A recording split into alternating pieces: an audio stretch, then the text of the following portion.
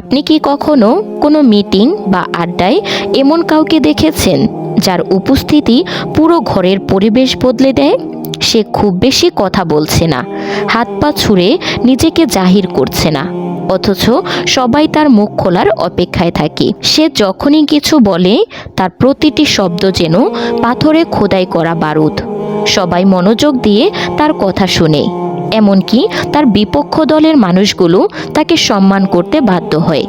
অন্যদিকে এমন কাউকেও নিশ্চিত চেনেন যে সারাক্ষণ কথা বলছে, তথ্য দিচ্ছে, যোগ বলছে, কিন্তু দিন শেষে তাকে কেউই সিরিয়াসলি নিচ্ছে না। লোকে তাকে বাচাল বা অ্যাটেনশন শিকার ভেবে এড়িয়ে যায়। কেন এমন হয়? পার্থক্যটা কি জন্মগত প্রতিভায়? একদমই না।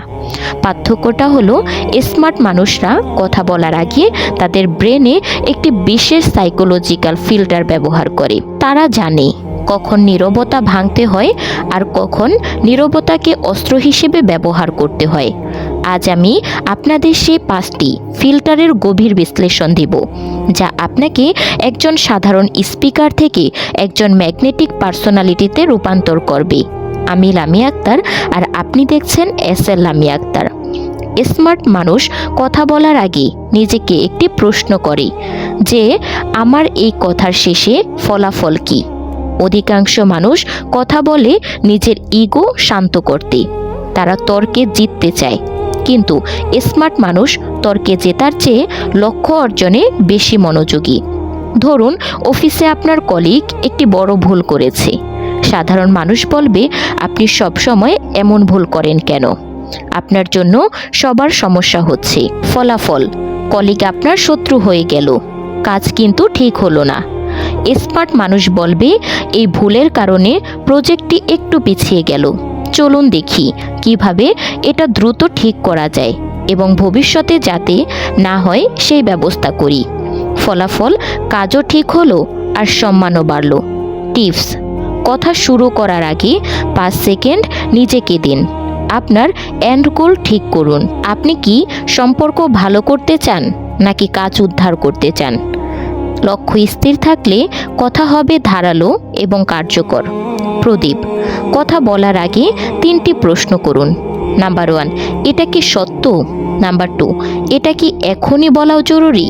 নাম্বার 3, এটা কি দয়া বা সম্মানের সাথে বলা হচ্ছে? যদি এই 3টির একটিও না হয়, তবে আপনার শব্দগুলো গিলে ফেলুন। এটাই প্রকৃত স্মার্টনেস। ব্রেন সায়েন্স অনুসারে মানুষের মস্তিষ্ক জটিলতা ঘৃণা করে।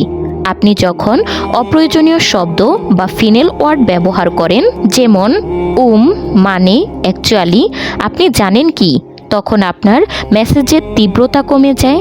আপনি যত বেশি শব্দ ব্যবহার করবেন, তত আপনার আত্মবিশ্বাস কম হবে। স্মার্ট মানুষরা তাদের কথা থেকে আজে বাজে শব্দ ছেঁটে ফেলে। আজ থেকে চেষ্টা করুন এক নিঃশ্বাসে একটি বাক্যে শেষ করতে। মাঝখানে মানে বলা বন্ধ করুন। কথা বলার সময় আপনার শব্দগুলি যেন দামি মুদ্রার মতো হয়। খুব হিসেব করে খরচ করুন। মনে রাখবেন, পৃথিবীতে তারাই সবচেয়ে বেশি শক্তিশালী যারা কম শব্দে বড় অর্থ বোঝাতে পারে। আমি বিশ্বাস করি আপনারা যারা আমার ভিডিওটি দেখছেন তারা সাধারণ মানুষের থেকে আলাদা। আপনারা নিজের ইমপ্রুভ করাতে চান। আমি কি আপনাদের জন্য এই ধরনের সাইকোলজি এবং কমিউনিকেশন নিয়ে একটি পূর্ণাঙ্গ কোর্স বা সিরিজ নিয়ে আসব? যদি চান তবে এখনই কমেন্টে ইয়েস লিখুন। আপনাদের অত্যন্ত 100টি আসন পেলে আমি এই সিরিজের পরবর্তী পার্ট নিয়ে আসব। আর হ্যাঁ, ভিডিওর যে এই তথ্যগুলো যদি আপনার কাছে 1%ও কাজের মনে হয়, তাহলে সাবস্ক্রাইব করে আমাদের পরিবারের সদস্য হয়ে যান। কারণ আমরা চাই বাংলাভাষী মানুষ যেন সারা বিশ্বের সাথে উঁচু করে কথা বলতে পারে। সবচেয়ে শক্তিশালী অস্ত্র হলো নীরবতা।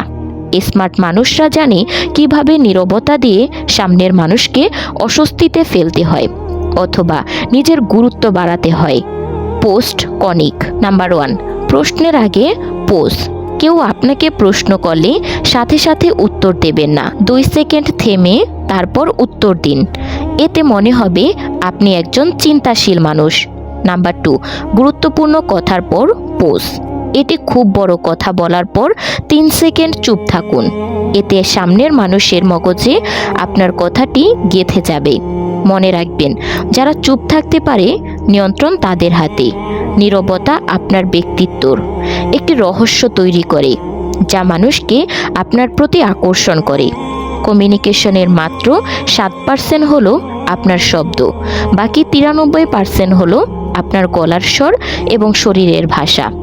আপনি যদি খুব নিচু স্বরে আত্মবিশ্বাসের সাথে কথা বলেন, মানুষ তা শুনবে। কিন্তু আপনি যদি চিৎকার করে কথা বলেন, মানুষ আপনার কথা শুনবে কিন্তু আপনাকে সম্মান করবে না। টিপস: আপনার ঘাড় সোজা রাখুন। কথা বলার সময় সামনের মানুষের চোখের মনির দিকে তাকিয়ে কথা বলুন।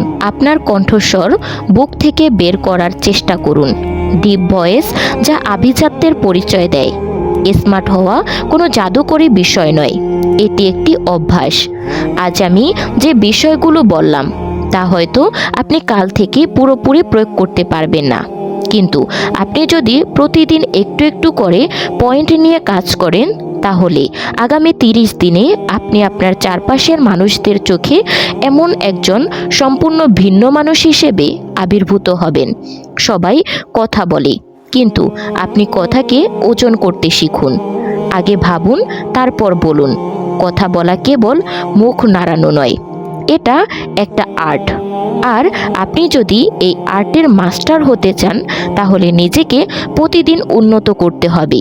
ভিডিওটি শেষ করার আগে একটি বিশেষ কথা: আপনি যদি এখনও SL লামিয়া আক্তারকে সাবস্ক্রাইব না করে থাকেন, তাহলে হয়তো জীবনের অনেক গুরুত্বপূর্ণ লাইন মিস করবেন।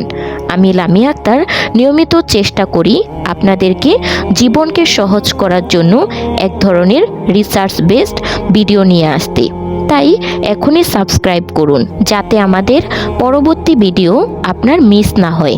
শেষ কথা, আজ থেকে যখনই কারোর সাথে কথা বলবেন, মনে মনে এই 5টি পয়েন্ট একবার ঝাঁকিয়ে নেবেন। দেখবেন পৃথিবী আপনাকে অন্য চোখে দেখছে। ভালো থাকবেন, সুস্থ থাকবেন, আর SL লামিয়া আক্তার এর সাথেই থাকবেন।